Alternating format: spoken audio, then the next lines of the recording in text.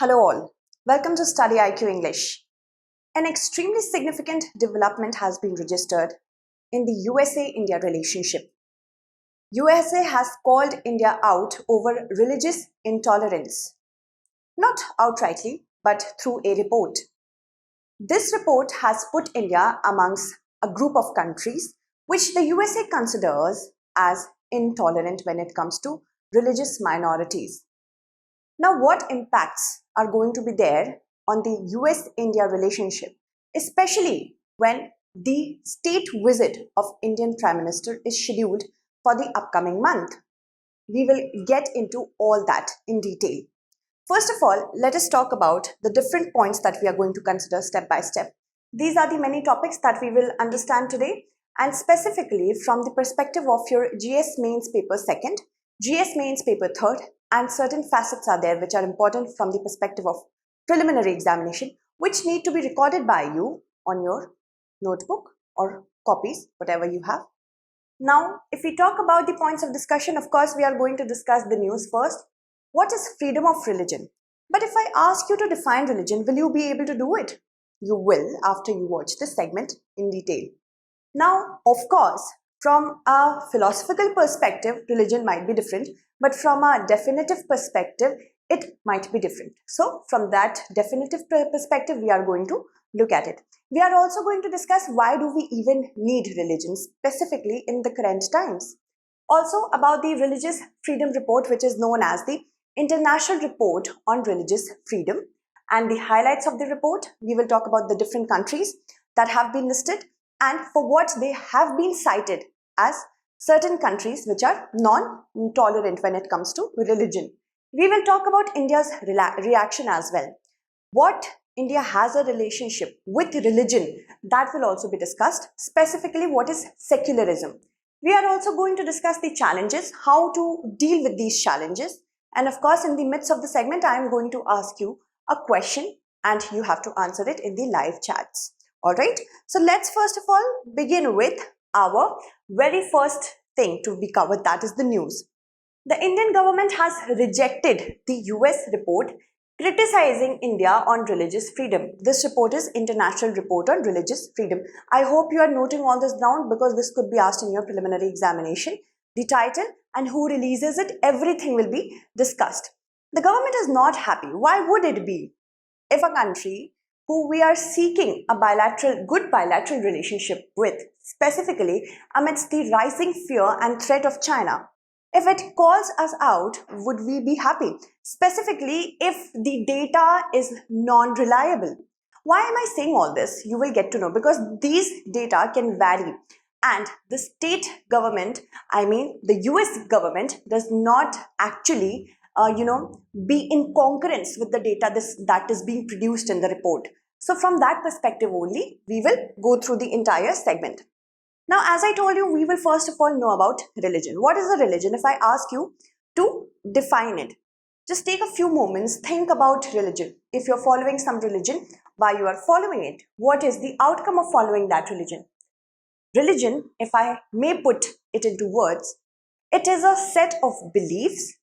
These beliefs are practiced in order to have a final outcome.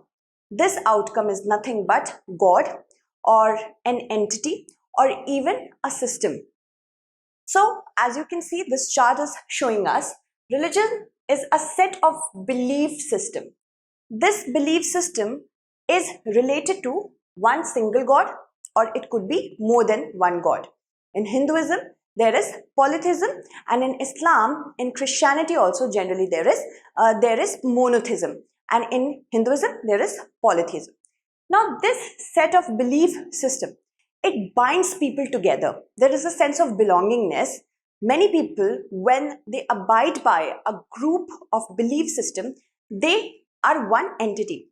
So there is a sense of belongingness. We will talk about that as well. So this set of belief system, how do we show it to the world that we belong to a particular religion? We follow certain code of conduct or ethics. We follow different forms of worship and rituals as well. There are many ceremonies also that are an outcome of this certain belief system. These also manifest themselves through social, ethical and ceremonial elements. What is ethical in one religion might be different or might not be ethical in another religion. So it varies from religion to religion.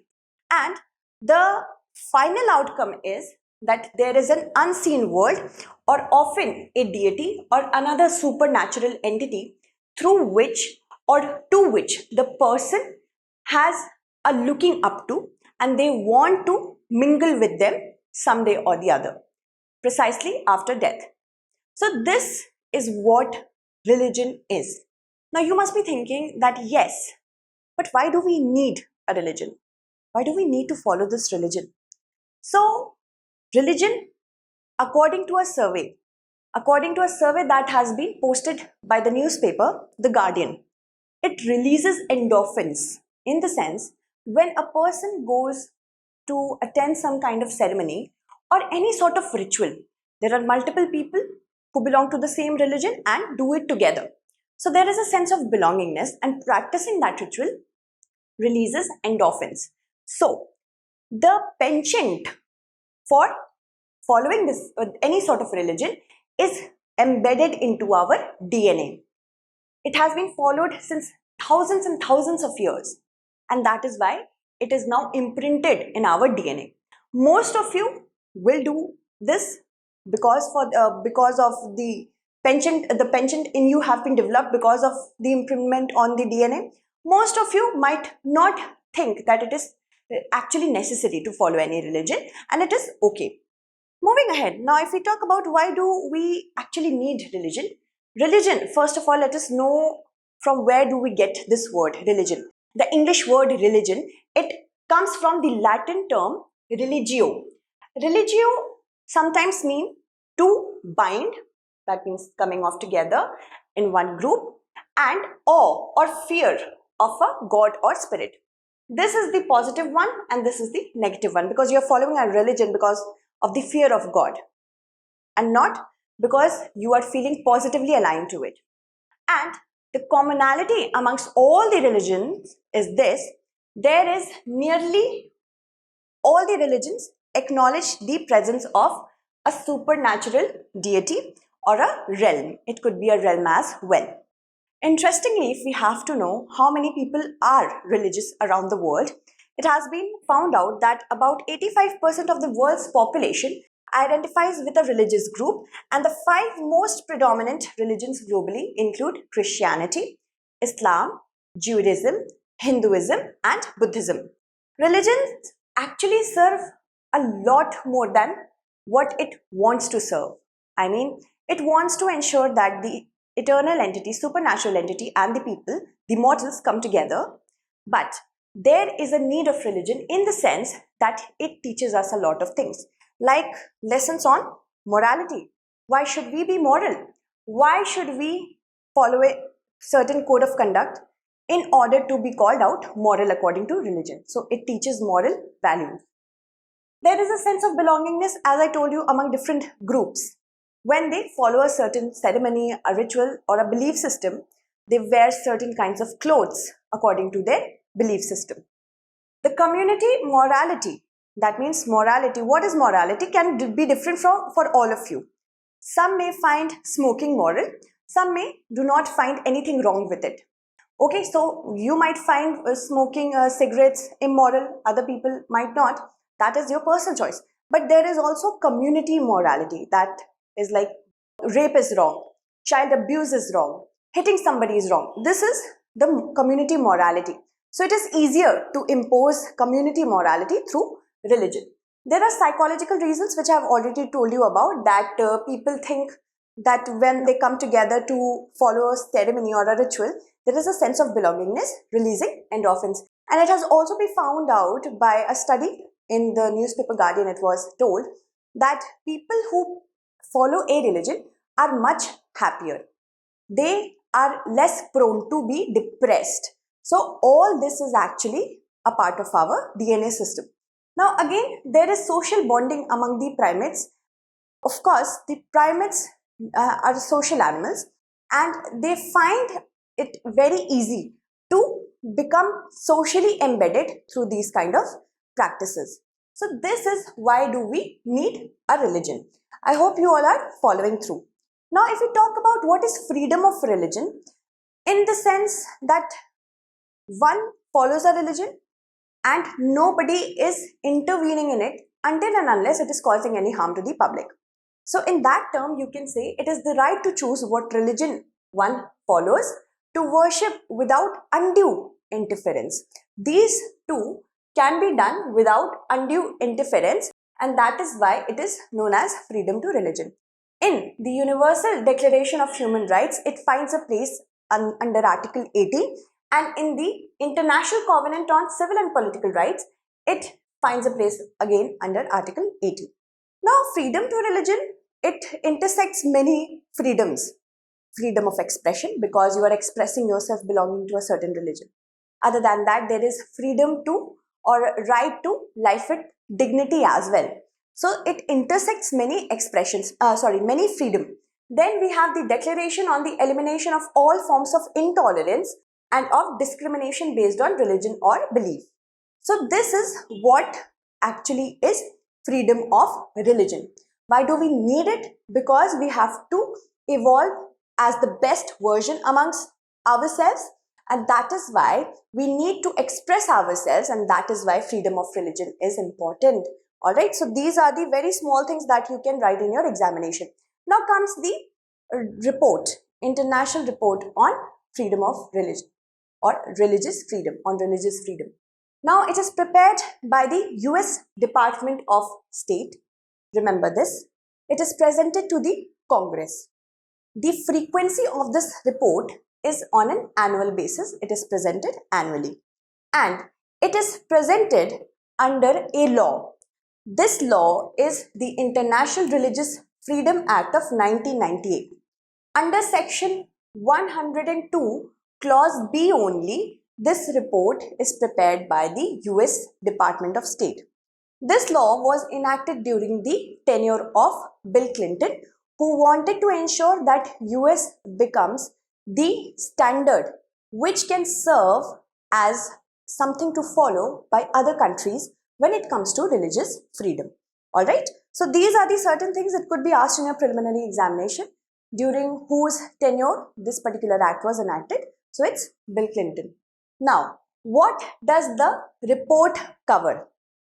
The basic premise of it. It covers government policies which violates religious beliefs, like certain acts. Specifically for India, the acts which do not allow illegal religious conversions were also taken into account under this report. States such as Uttar Pradesh and Karnataka were under the fire already, so this report has highlighted that only. Religious denominations and individuals, how safe or marginalized are these religious denominations in different countries. US policies are also covered. These policies are to promote religious freedom around the world. This is also covered by this particular report. Now moving ahead, how do we actually get through the process of getting so much information? Interestingly, you can say that US embassies in different countries, they prepare the draft of what the situation is in the country. Like the US Embassy in India prepared the report with the chapter India. And how does this embassy prepare this report? It consults different government officials, religious groups, non-governmental organizations, human rights activists, journalists, social groups, media, academics and others in order to understand you can say collect the data. Then it sends this data to the Office of International Religious Freedom, which is situated in Washington, and it collaborates in collecting analyzing the additional information. It also corroborates to be more objective in nature, to be less biased in nature. So that is why this report can be taken seriously. Now, the motivations and accuracy of the sources vary.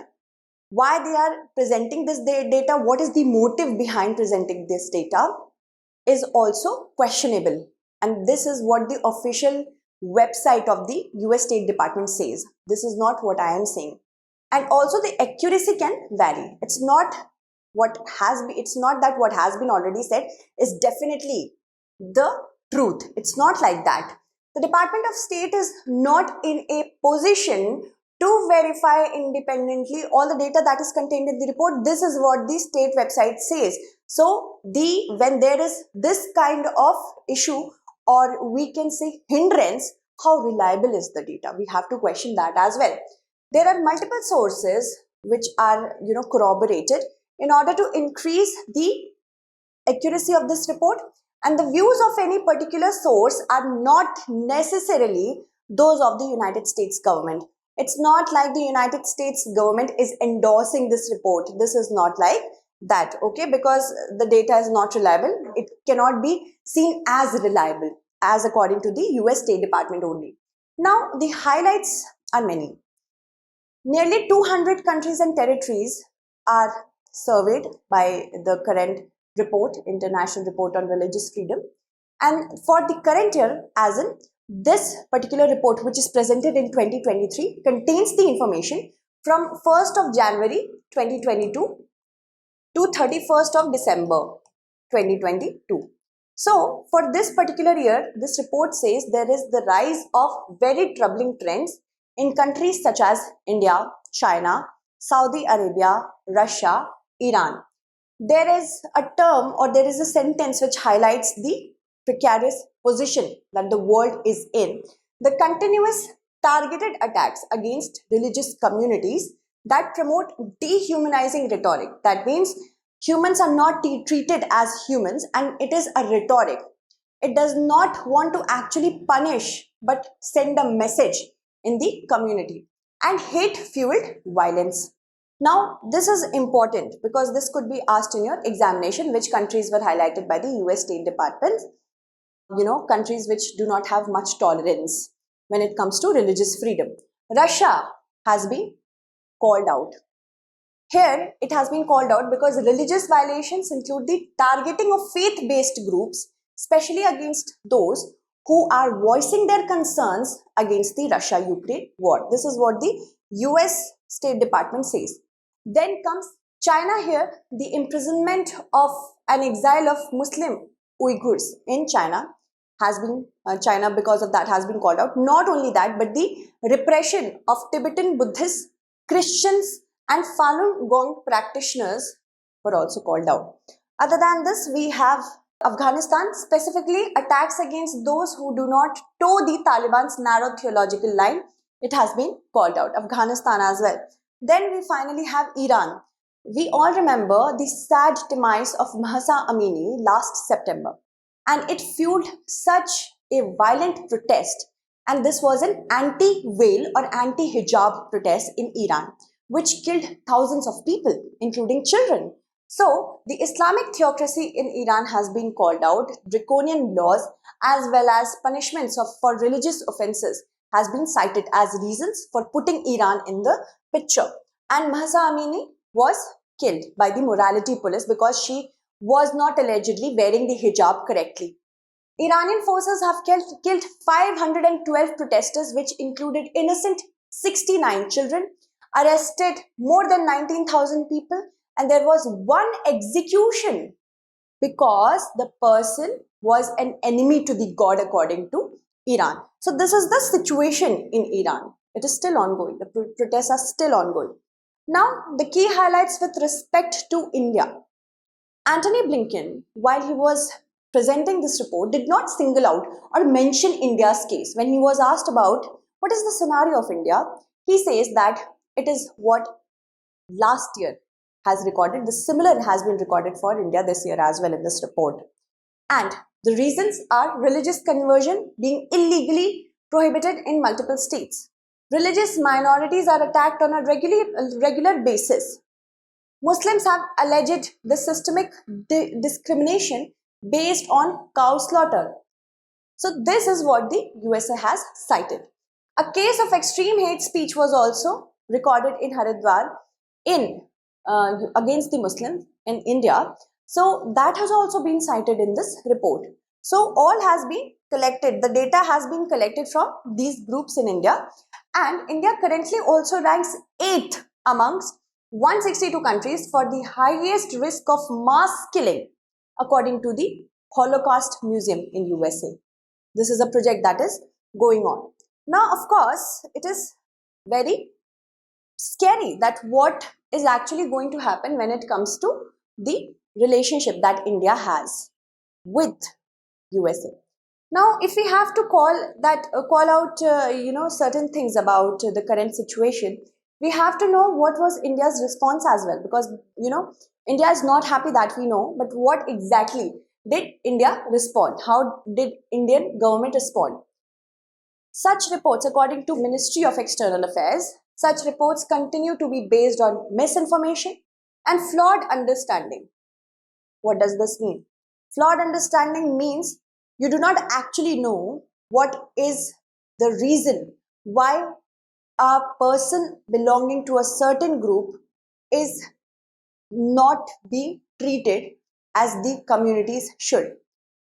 Any marginalized group's sample person can act in a nefarious way, and if the government does not take any actions against them, that could be a threat to the public. So, based on that understanding only, any sort of issue gets resolved. And this is a flawed understanding of the situation. It has been said that motivated and biased commentary has been done by some US officials, and it continues to undermine further credibility of such reports. Also, India would continue to have frank conversation on the issue of concerns with the US government. Not only this issue, the current reports issue, but another issue also was there. The US Commission on International Religious Freedom report, please note it down. Please note it down. This is not very important, but still it could be asked in your preliminary examination. This report has been asking the US government to put India under the blacklist group of countries of particular concern. Since 2020, it has been asking the government to do that because they think India is not tolerant enough. So this particular report, although it is not ever taken seriously by the US government itself, has put a blot. Somehow or the other, it is a blot on India's, you can say, the basic tenets of secularism that India follows.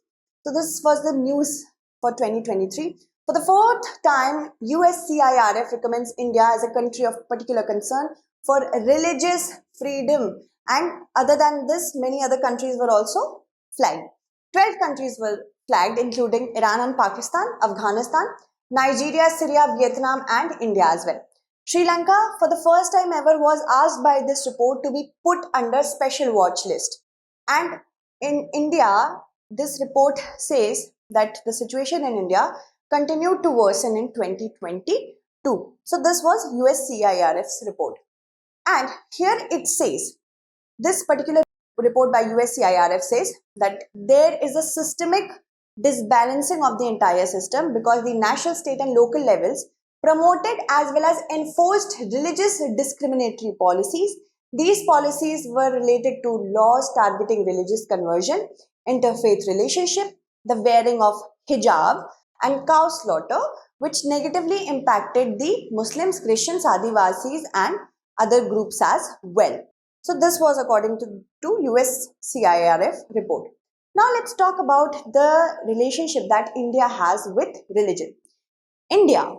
India's version of secularism is very different from the Western version of secularism.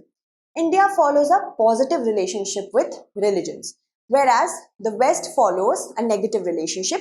There is no relationship between the church and the state, whereas in India there is equal protection to all the religion and not favoring one religion over the expense of another religion.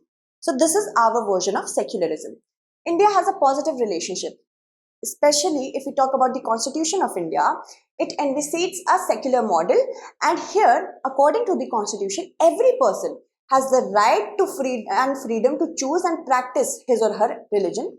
Secularism is a basic structure of the Constitution of India, and this basic structure was declared in the Kesavananda Bharati case.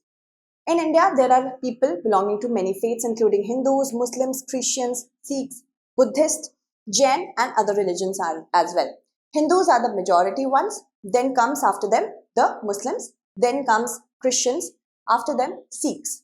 So Hindu is the majority group in India when it comes to religion. Now the next portion is of course the Indian Constitution. The preamble. The preamble has stated India to be a secular country. How? We, the people of India, having solemnly resolved to constitute India into a sovereign, socialist, secular, democratic republic. Please do understand that the sequence of sovereign, socialist, secular, democratic republic is important. It could be asked in your preliminary examination to arrange the words in the correct order. So, sovereign is first. That means India does not have the control of any power, outside power over its decisions. Socialist, that means we have to look at the equality of all the people. Secular, equality for all the religion. Democratic, people have elected heads, and republic, of course. So, people have the power to vote. Republic, that means we have a elected head through democracy only. So, this is the sequence. So, secular, this word was added in the year 1976 during the Indira Gandhi government. And this was done by the 42nd Amendment Act. So, you must be thinking, okay, India must not be a secular country before 1976. No, it's not like that. India was agreed to in the Constitutional Assembly by all the members that it is a secular country. Professor K.T. Shah asked the Constituent Assembly to add this word to the Constitution, but the Constituent Assembly did not pay much heed, saying that, of course, we all know that we are a secular country. But later on, in the year 1976, it was added by the 42nd Constitution Amendment Act, and this act is also known as the mini constitution because of the far-reaching changes it made in the constitution. Alright, so remember that as well. Now, I have already told you this, so let's move forward. It is in the PDF that will be provided to you. Constitutional provisions that are related to religion include Article 25. This Article 25, 26, 27, 28 are all fundamental rights. If it is abridged or taken away by the state under Article 32, a person has the right to move to the Supreme Court or the High Court. Okay. So Article 25 says freedom of conscience and free profession, practice, propagation of religion. You can have a conscience. What kind of conscience you want to develop? How do you want to profess it? How do you want to propagate and practice it? Practice it by the way of ritual ceremony. Propagate, tell the good tenets to the people about your religion. And freedom to manage religious affairs are also enshrined under Article 26. How would you manage your religious affairs? Okay. So this was actually the basic article that was challenged in the Kesavananda Bharati case. Article 27 asks freedom as to payment of taxes for promotion of any particular religion. And freedom, Article 28 talks about the freedom as to attendance at religious instruction or religious worship in certain education institution. So any minor person cannot be forced to abide by certain practices if they do not want to, until and unless the guardian allows. That is in education institutions. Now, communalism is one of the challenges to secularism in India. Over 2,900 communal violence cases have been registered in the country in the last 5 years as of 2022. This is not a pretty picture. Communalism gets its birth from a group belonging to a similar religion. This group believes that their motivations are very different from a different or another religious group. And when there is divergence of interest, what happens? There could be these two religions could be locking horns with each other because their groups are having divergent interest. And this is the birth of communalism, which more often takes the form of violence, which resulted in our partition in 1947. This partition gave birth to our neighbor Pakistan and their neighbor India. Moving on. Now, if we talk about the communal riots, caste riots, agrarian riots, this increased from 2019 to 2020. As you can see, communal riots increased. As it was in 2019, 438. During the COVID pandemic, it was 857. Caste riots again increased. Agrarian riots increased. This is not what I am saying. This is what the National Crime Record Bureau says. So you see that communal riots are increasing again, although certain states have put a tab on it. Now, another challenge to secularism is religious politics. Politicians, in order to gain control for a certain period of time, they lodge to certain tactics, and these tactics are not healthy for a secular country. They will unite people under the garb of insecurity. This religious group is insecure from that religious group, and then they provide a concept of security seeking. You need me because I will only protect you from this particular religious group. And this is what is known as religious politics. Short term, not very healthy. There is also obscurantism. Obscurantist people are present in every religion. They do not want the liberal version of their religion. They always want the orthodox and traditional version of their religion. And that causes a lot of harm to the secular fabric of the country. Moving on, if we talk about how do we keep secularism intact, we can talk about Mahatma Gandhiji's very important quotations. Gandhiji's views on religion were like, religion is a personal matter which shouldn't have any place in the politics. This was said by him in 1942. In 1947, he said, religion is the personal affair of each individual and it must not be mixed up with politics or national affairs, which is very true. And from that perspective only, a state can ensure that they keep the secularism intact. Why? Because if we are not a non-theocratic state, like Saudi Arabia is, Iran and Vatican is, these countries are under the dictates of the priestly class. They manage their affairs with the help of what the priests are saying. If any country becomes like this, the other minority group becomes marginalized. So what we have to do, we do not have to become a theocratic state, we have to be a secular state. Then states should have no formal legal alliance with any religion. Like the 17th century England, the administration did not have any official religion, but they still favored a group of church. So that is why there was not any sort of religion that dictated England back then. But of course, because of the alliance, it could be seen that people were more affected. The minority people who did not belong to that certain religion were more affected. So I hope you understood this particular topic. My question for you today is that which amendment to the Constitution is also known as the mini Constitution? Tell me in the live chat. Thank you so much for watching.